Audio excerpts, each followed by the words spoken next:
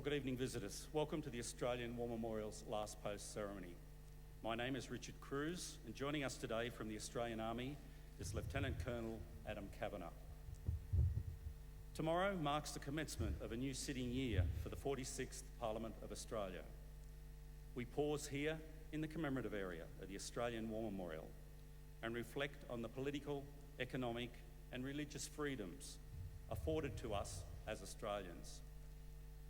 These freedoms are underpinned by those who serve and have served our nation in the Australian Defence Force.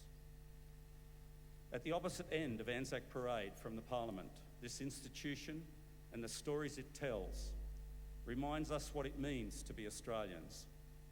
We are committed to one another, our nation, and the ideals of mankind. Here with us today are the men and women elected by Australians to make the decisions that build and protect our nation, including the deployment of members of the Australian Defence Force across the globe.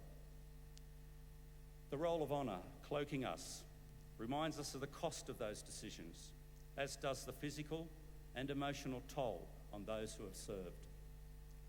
As members of the Parliament commence the sitting year, your presence here speaks to every Australian, whether Australian by birth or choice, of the deep responsibility to never forget individual sacrifices made in our name, devotion to duty and our country. In that regard, we will also like to take a moment to consider and pay respects to all of those who are out in the thick of the bushfires, working in the most challenging and dangerous of conditions to keep people, places and communities safe. We thank you for your commitment and service, which reflects the essence of the Australian spirit, a spirit that we also showcase here in the stories at the Australian War Memorial. Shortly, we will hear just one story from the Roll of Honour, Corporal Harry Thorpe, and we warmly welcome his family to the memorial this evening. We are honoured this evening to acknowledge the Honourable Scott Morrison, Prime Minister of Australia, the Honourable Anthony Albanese, Leader of the Federal Opposition, and all members and senators of the 46th Parliament of Australia who are joining us this evening. We're also honoured to acknowledge Vice Admiral David Johnston, Vice Chief of the Defence Force, representing the Chief of the Defence Force, and members of the Australian Defence Force. Mr Ray Griggs, CEO of the National Indigenous Australians Agency, Wing Commander Sharon Bown, representing the Chairman and the Council of the Australian War Memorial, and Major General Brian Dawson, Acting Director of the Australian War Memorial. As always, we welcome the veterans who have served, those that are still serving, and the families that love and support them. We acknowledge the members of RSL Services Clubs Association, RSL Victoria and RSL Queensland, who are watching the broadcast of this ceremony across Australia. Australia's Federation Guard will now dismount the catapult party from the tomb of the unknown Australian soldier within the Hall of Memory.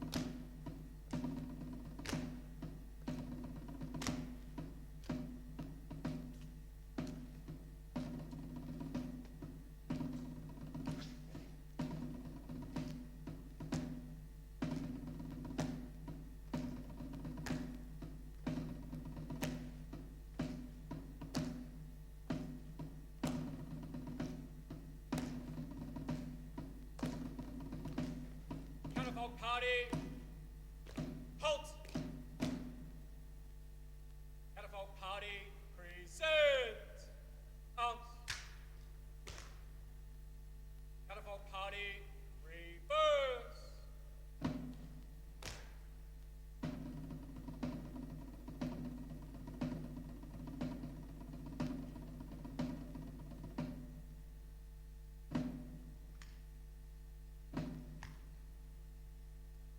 Catafalque Party, rest on!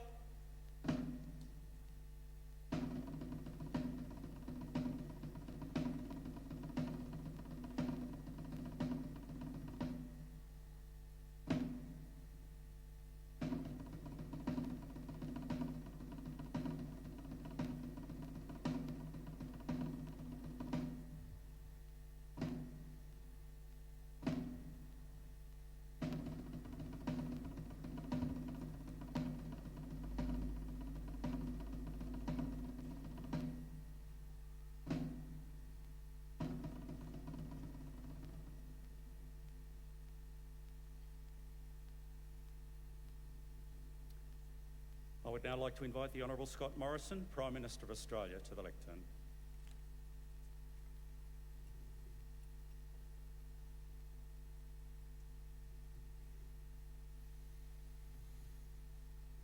The Acting Director of the Australian War Memorial, Major General Brian Dawson, to Vice Admiral David Johnston, Vice Chief of the Defence Force representing the Chief of the Defence Force, the Chief of Navy, Vice Admiral Michael Noonan, to the Chief of Army, Lieutenant General Richard Burr, to all members of the Australian Defence Force and all the veterans who are represented here today, to the Leader of the Opposition, Anthony Albanese. Can I particularly also acknowledge today the Minister for Indigenous Australians, Ken Wyatt, and the Shadow Minister, Linda Burney.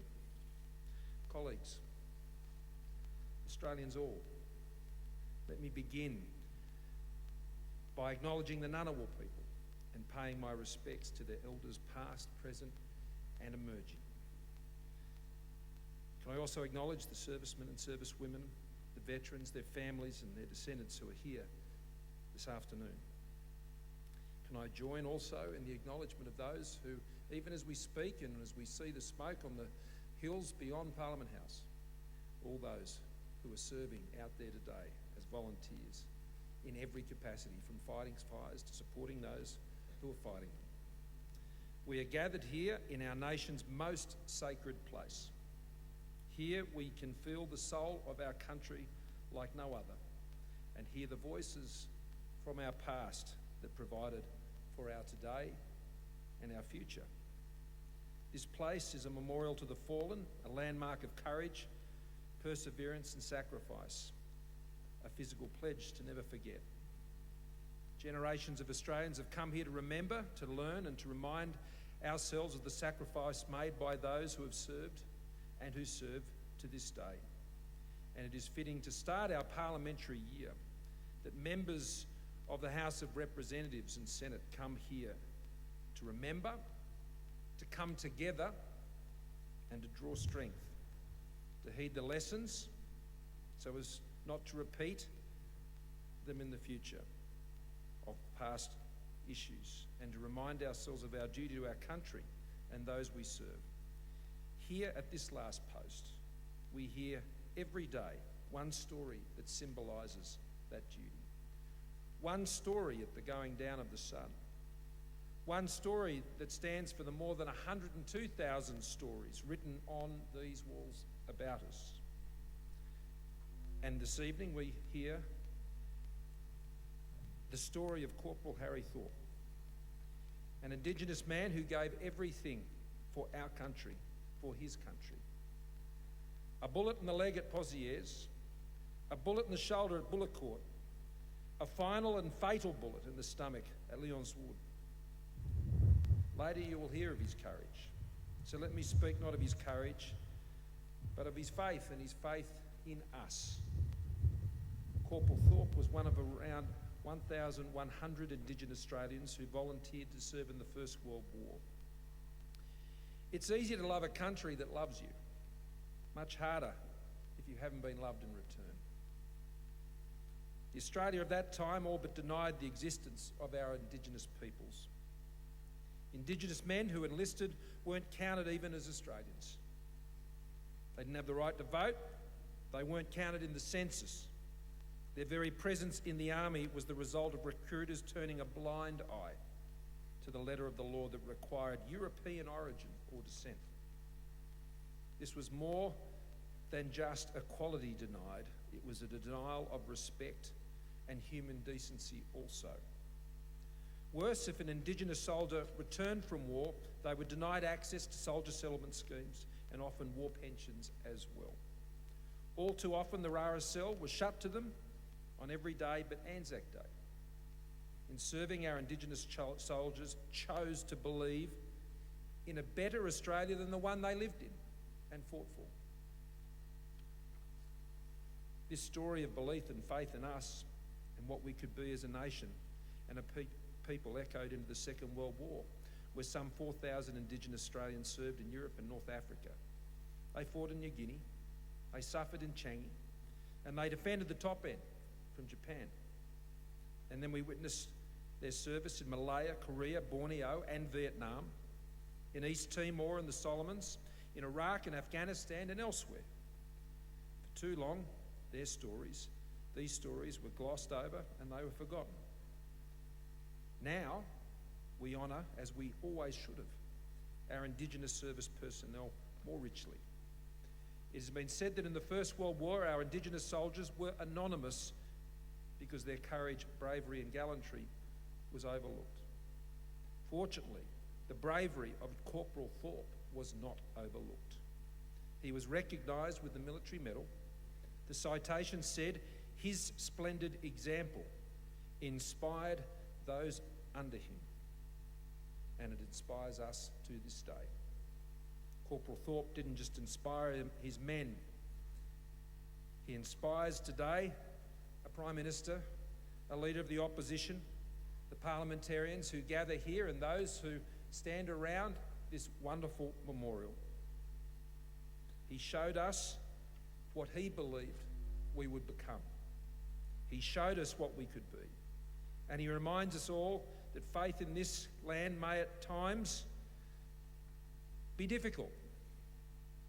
It can disappoint, but we owe it to him and to his Indigenous brothers and sisters, past and to this day and into the future, to all who have worn the uniform and to all who will, to keep striving for the accepting, kind and decent Australia that they sought for, that he fought for, and that he ultimately died for.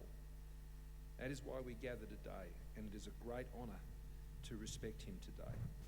And it is why we draw strength from the words as we go into the other place on the other side of the lake, with lest we forget.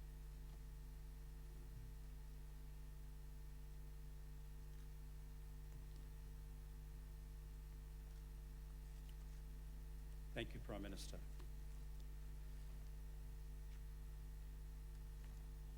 I'd now like to invite the Honourable Anthony Albanese, Leader of the Federal Opposition, to the lectern.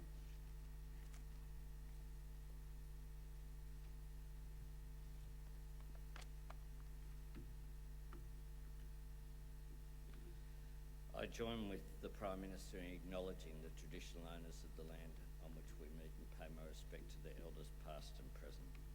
To the Memorial's Acting Director, Major General Retired Brian Dawson, thank you for sharing this day with us. I also want to acknowledge Wing Commander Sharon Bone, representing the Chairman and Council of the Australian War Memorial, other distinguished servicemen and women who are here, my parliamentary colleagues and members of the public who've joined us here today. I also want to acknowledge the Corporal's granddaughter and great-granddaughter who we celebrate today here, Corporal Thorpe, and it is particularly special to have you amongst us.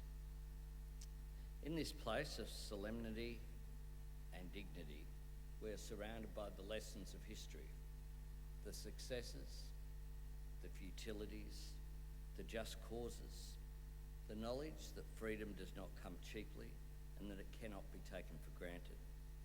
We think of all those who went and paid that price for us. This place is an embodiment of the awe and gratitude felt by each generation, each one keeping the flame of that memory alive. Ponder the circumstances in which this war memorial was born. When the crowd gathered for its opening by Governor-General Lord Gowrie on November 11, 1941, Armistice Day was as close to them as 1997 is to us now. As they stood here on that distant November day, the ordeals of Gallipoli, the Western Front and the rest of the Great War were still very present in the collective memory. Memories that were recorded with devastating simplicity by the likes of Australian nurse Anne Donald. She was at the 48th Casualty Clearing Station near Amiens on the Western Front. She wrote in her diary, "The expressions on those dear boys' faces as they come pouring in with their frightened, anxious, hunted look, combined with the suffering of pain, fear and shock. Boys who could see would be the leaders of queues of blind, bandaged boys, each placing their hands on the other's shoulders and so feeling their way. The wounded boys and the gassed boys are making their way in streams towards the CCS. I shall never forget it. This was, of course, not our first fight, but it was that hellish, sprawling conflict that not so much forged the Australian character as confirmed it in the eyes of the world. Regrettably, it was also not our last fight. The war that was meant to end all wars turned out to be a precursor to future horrors. Even as those gathered here for the opening of this place, new ordeals were being brought into being. World War II was entering its third year. All those gathered here in 1941 knew only too well just how greatly our character was to be tested again. Within weeks of the War Memorial's opening, HMAS Sydney was lost with all hands after a battle with a German raider. A week later, Japan entered the war with a surprise attack on Pearl Harbor. Within a couple of months, Singapore would fall.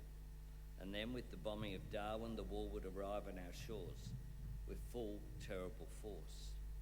As it engulfed the planet, World War II unleashed horror on a scale that once was beyond imagining. And yet, Australians went. There was none of that sense of adventure that enticed so many in World War I, and yet they went. They went for us, they went for our democracy, they went for our freedom, they went for our humanity. They went because they felt they had to do their bit and that their contribution mattered, and it did. And so many suffered for it.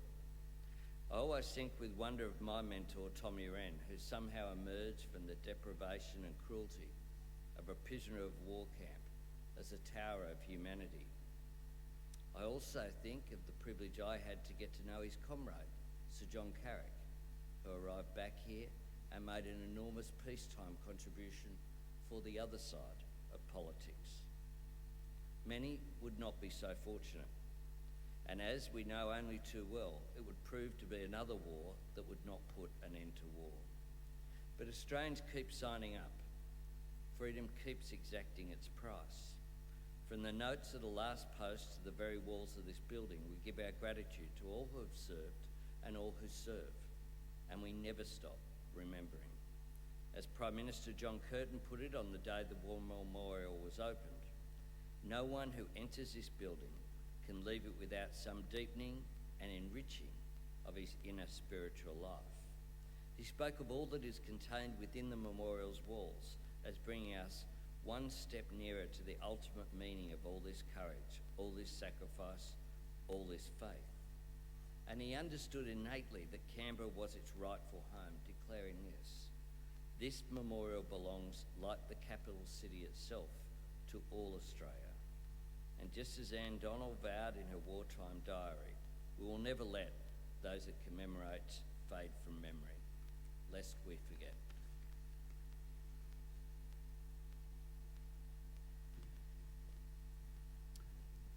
Thank you, Mr. Albanese.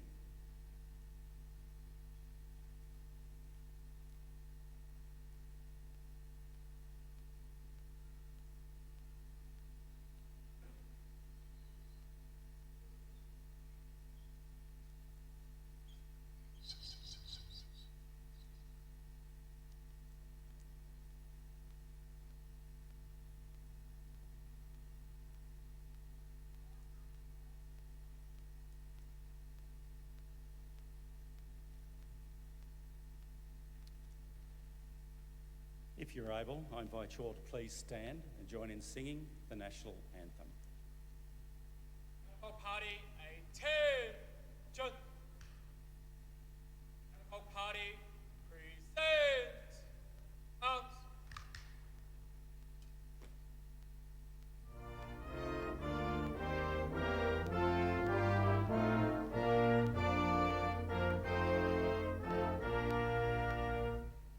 Australians, oh, let us rejoice, for we are young and free. We've golden soil and wealth for toil, our home is birth by sea.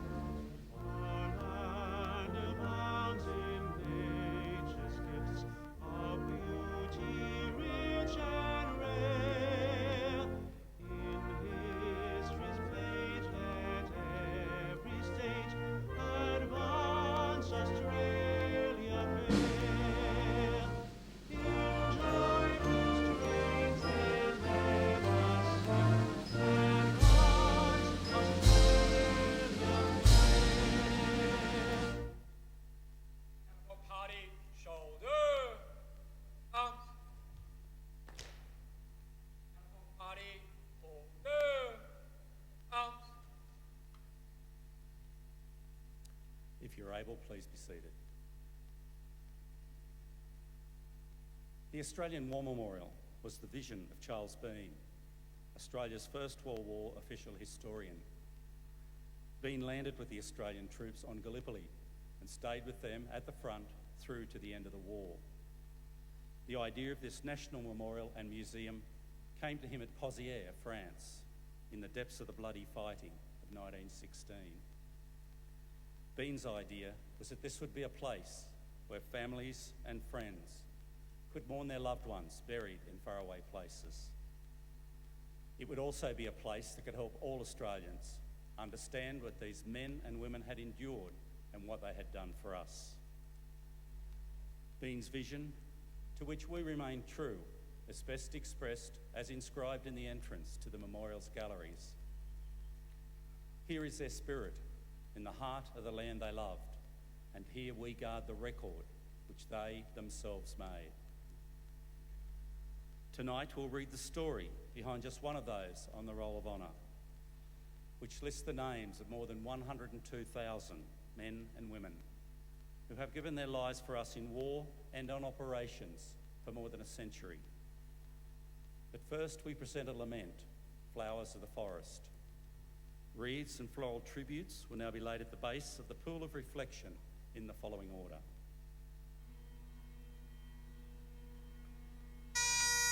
The family of Corporal Harry Thorpe.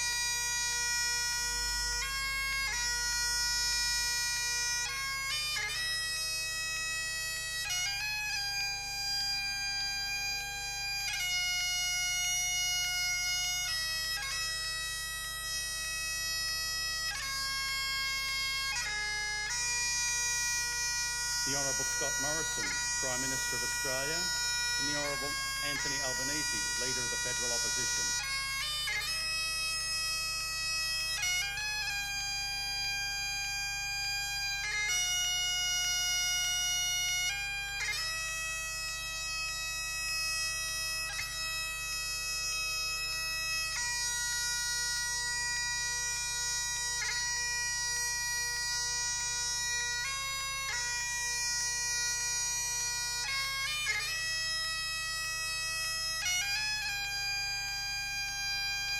The Honourable Tony Smith, Speaker of the House of Representatives, and Senator the Honourable Scott Ryan, President of the Senate.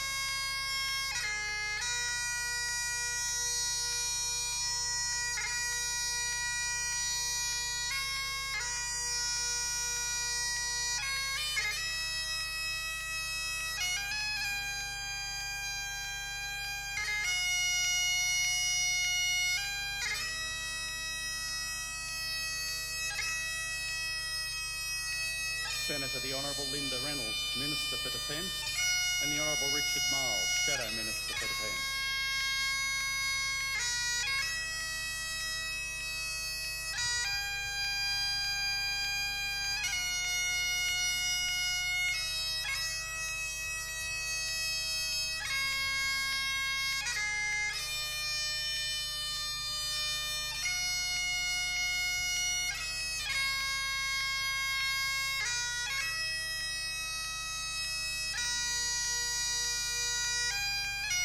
Senator the Honourable Penny Wong, Shadow Minister for Foreign Affairs.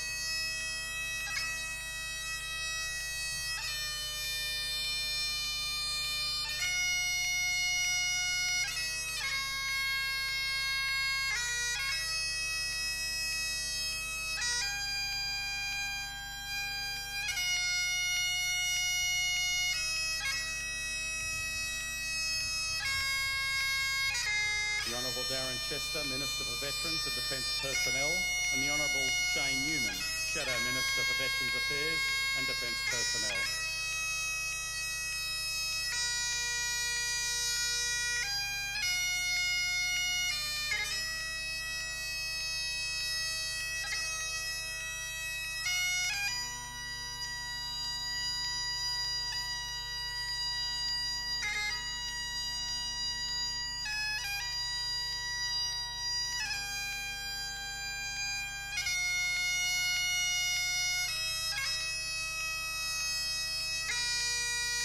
Vice Admiral David Johnston, Vice Chief of Defence Force, representing the Chief of Defence Force.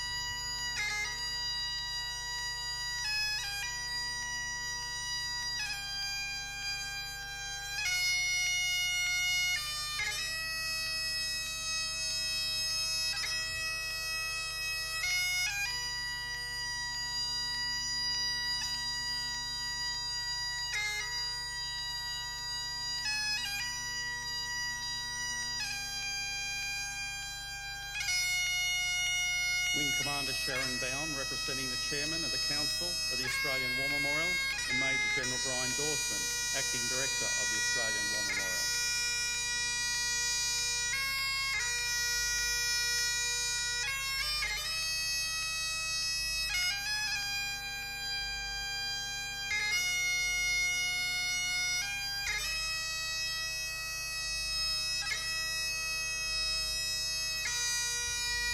Now, final reads this evening will be laid by visitors to the memorial.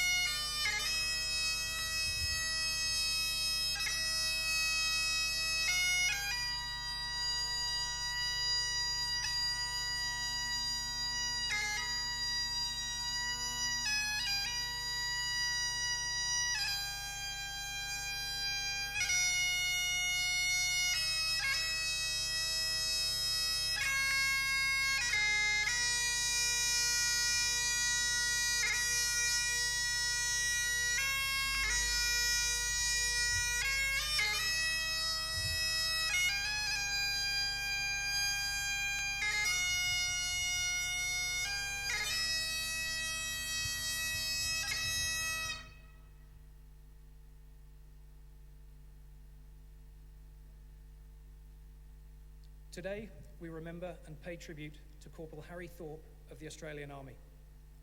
In honour of the great tradition of Indigenous military service to Australia, we tell his story. Harry Thorpe was born at the Lake Tyers Mission Station near Lakes Entrance in Victoria to William Thorpe, a Brabawilong man, and his wife Lillian. He was married and working as a labourer when war broke out in 1914. Although Aboriginal men were officially prohibited from enlisting in the Australian Imperial Force, Harry successfully enlisted in February 1916, aged 29. Harry left Australia with the 7th Battalion in April 1916. After a brief period of training in Egypt, he went to France to fight. The 7th Battalion was present at the Battle of Pozières and the subsequent fighting around Mouquet Farm. He was exposed to some of the heaviest artillery fire seen on the Western Front, and in early August was wounded and evacuated with a gunshot wound to his leg and shell shock.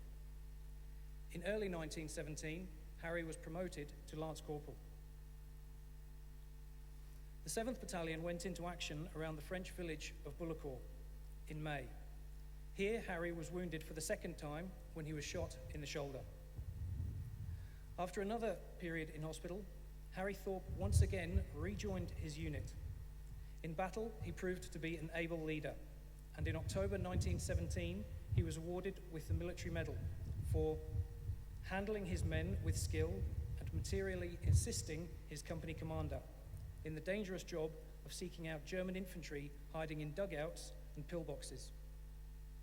His medal citation says that by his splendid example and disregard of all danger, he inspired those under him. He was subsequently promoted to corporal. In August 1918, the 7th Battalion conducted an operation against the enemy at Lyon Wood in France. There, Harry was wounded for the third and final time. Shot in the abdomen. He died hours after arriving at the dressing station. Harry Thorpe was 31 years old. Harry Thorpe left a wife, Julie, and one son, Reginald. He was buried in France alongside his friend and fellow Indigenous soldier, Private William Rawlings, who was killed on the same day. Corporal Harry Thorpe's name is listed on the Roll of Honour on my right among almost 62,000 Australians who died while serving in the First World War. His photograph is displayed today beside the pool of reflection. Also on display is Harry Thorpe's original headstone from the Heath Cemetery in France, which was replaced after being damaged. This important object is on loan to the memorial and is displayed in our First World War galleries. We would like to express our gratitude to the Commonwealth War Graves Commission for allowing us to display this headstone today beside the pool of reflection. This is one of the many stories of service and sacrifice told here at the Australian War Memorial. We now remember Corporal Harry Thorpe, who gave his life for us, for our freedoms, and in the hope of a better world. If you're able, please stand for the reading of the ode and the sounding of the last post. Party, shoulder, out. They shall grow not old, as we that are left grow old. Age shall not weary them, nor the years condemn. At the going down of the sun, and in the morning, we will remember them. We will remember them. Catapult party, present, out.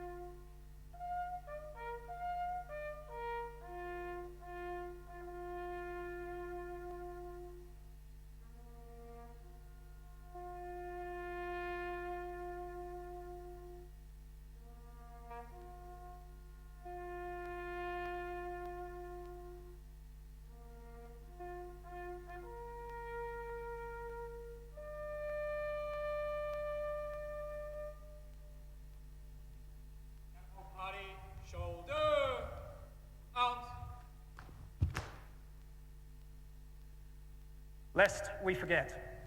Lest we forget.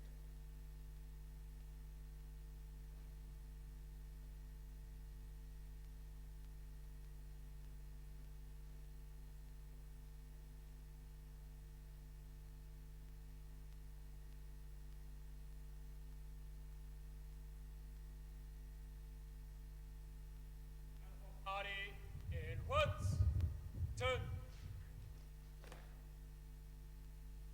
Catapult party, quick, march.